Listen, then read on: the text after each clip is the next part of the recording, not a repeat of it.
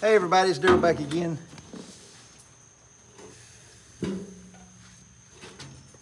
It's finally Friday, and I'm glad. Ain't really been that long of a week, but when you're getting up at 6:15 in the morning, working all day long, and then coming over here and trying to get stuff done, makes for a long week. My birthday is on Sunday, August the 8th. My mother's birthday is on the 10th. No, her birthday's on the 11th. My sister, she died on the 10th. That's how that was. In case y'all don't know, my sister died 5 years ago. She was 43 years old and had pancreatic cancer. We also lost our uncle to pancreatic cancer. I think the survival rate on that pancreatic cancer is single digits. I don't even think it's above 5%. Pretty much pancreatic cancer is a death sentence. They haven't found anything or any treatment that's worth a crap. They can kind of prolong your life. They told Julie when she found out she had it, they give her 6 months and she lived just over a year.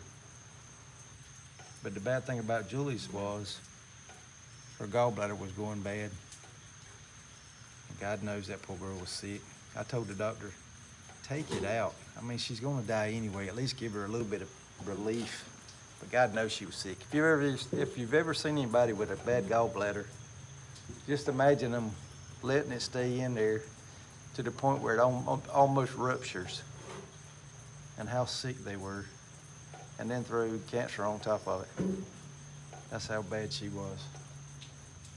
So August is kind of a hard month. When the birthdays and all come up, just like regular holidays, it kind of keeps you in the teeth knowing that you've lost loved ones or whatever, especially when it comes to Wyatt.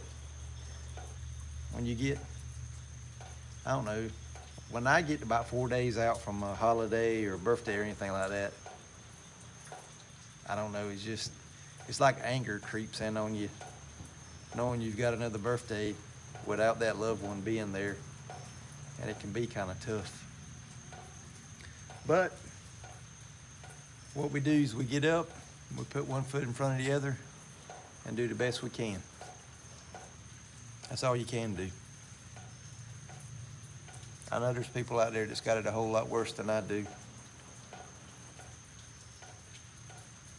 And you can't really go through your life trying to compare yourself to everybody else, but it doesn't matter how bad it gets. There's always somebody out there that's a little bit worse off than you.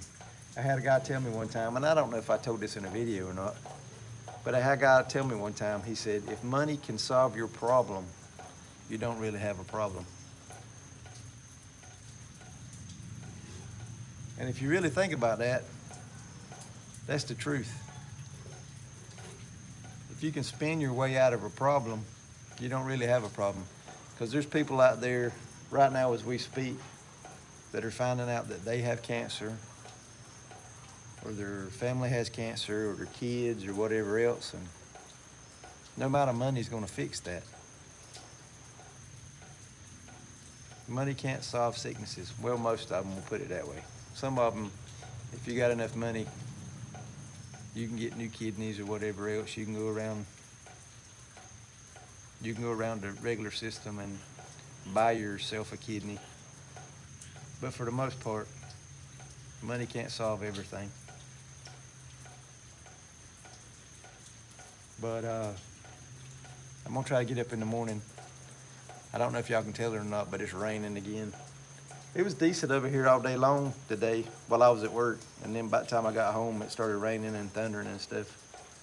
So I haven't been able to do anything over here this afternoon. I come and made sure all the chickens and the ducks and stuff are in their in the coop and closed the door on that. I've been researching livestock guardian dogs, and I'm gonna probably start putting a search out for some of those. I'd like to have 2. They say you're better off with two. About like beekeeping, you're better off with two hives than one.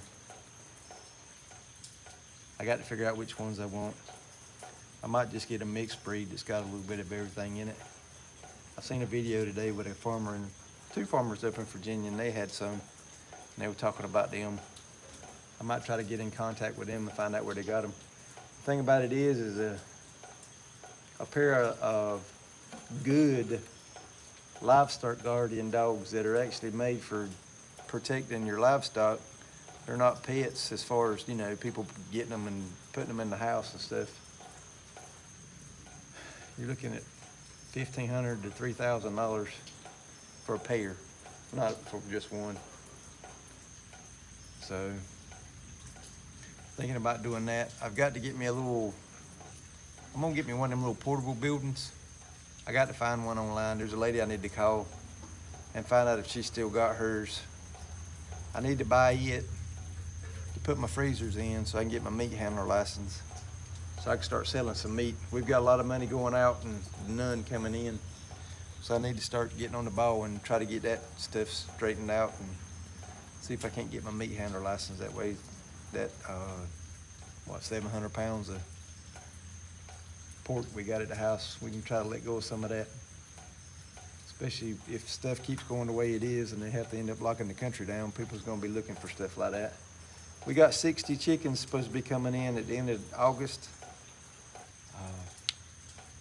I got to get up with the hatchery and make sure they're still gonna send those, or we're still on time with those. I had 2 dates to pick from. Both of them are in August, but I got to get all that stuff straightened out. I got to get the quail out of the brooder, get it cleaned out, and get it ready for those chicks to come in. I'm probably gonna process a majority of those quail because we've probably got 80 quail at the house right now. I might try to get rid of sell some of those. Try to get some money back. Right now it's costing us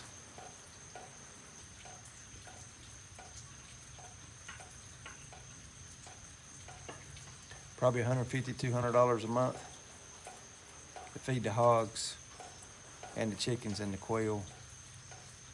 We're fixing to drop that down some because Derek, my brother, and my aunt, they're fixing to take their hogs to the butcher on Tuesday, which will be the 10th, I think is what it is. So that'll cut down on the feed bill some. I was gonna try to get the tractor and bush hog the pastures and stuff. We got some stuff that I talked about in a different video. I don't know if I posted it or not, and sprayed the pastures with it. It killed the pigweed and the majority of the other weeds.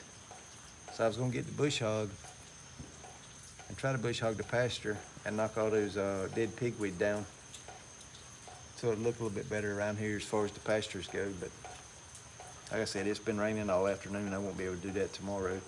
I'm probably gonna get up in the morning and try to go get my 3/4 pipe and my 3-inch pipe and try to do my stuff for where my concrete's got to go. I got to get up with a guy about coming and pouring that concrete. It's just finding time to do all that stuff. We got a guy that said he'd sell us a ice maker, and I got to get up with him this afternoon. Now, matter of fact, when this video's over, I'll probably send him a text or a message on Facebook and make sure he ain't got rid of that ice maker. It's kind of a commercial size ice maker. I think it makes 100 or so pounds of ice a day, which when we're not using it or not having to fill coolers up, I don't think we're gonna keep it running. I'll have to find out from him if it's good to let them sit idle for a while without them running. But I got to run water lines and all that stuff. It'll be inside the storage part of the building. And that way we ain't got to buy ice. He said he'd give me a good deal on that ice maker, which it'd take a pretty good chunk of, a pretty good amount of bags of ice to fill up or to make up for what the ice maker is gonna be. But if you really put the ice to the chickens and stuff like you're supposed to when you process them, I mean, it ain't unusual to buy 10 or 15 bags of ice at $2 or $3 a piece. Around here, If you buy it from the grocery store, they're about $3 or $4 a piece. So 50 or 60 bucks an ice every time you process chickens. It don't take long to pay for an ice maker. Plus, we can use it for ice if we go to the beach or to the lake or something like that. Plus, we can, if we wanted to, I guess we could sell ice. If people wanted to come by and give us some money for being able to get ice from an ice maker here in the community. We're just trying to find different ways to make a little bit of money to try to recoup what we got. So as far as beekeeping stuff goes, I've got to move all my hives. I got to get my weed eater up and running, which is something else I probably need to work on tomorrow. And over here where the 3 hives is at, I think I'm gonna go over there and weed eat that down to the ground and get me one of those big pieces of weed cloth that's, I think it's 10 foot wide is what I got at the house. 10 or 15 foot wide. And put 1 or 2 of those pieces down, about 20 foot long, and fix a place over there to set the beehives on top of that stuff so I ain't got to worry about trying to weed eat and stuff around that. That's something else I was gonna tell y'all about. So I had a subscriber, I can't remember his name right this minute, that bought or sent me a gift card to buy Waylon a bee suit. So I got him the bee suit, but it's probably been a month ago. I was over here beside the chicken coop with the weed eater, and I got near those hives and I had a bee sting me. And I turned around and looked at Waylon and I said, run to the 4-wheeler, because the 4-wheeler was on the other side of the pond over there. Well, being like most 4-year-olds, he didn't listen.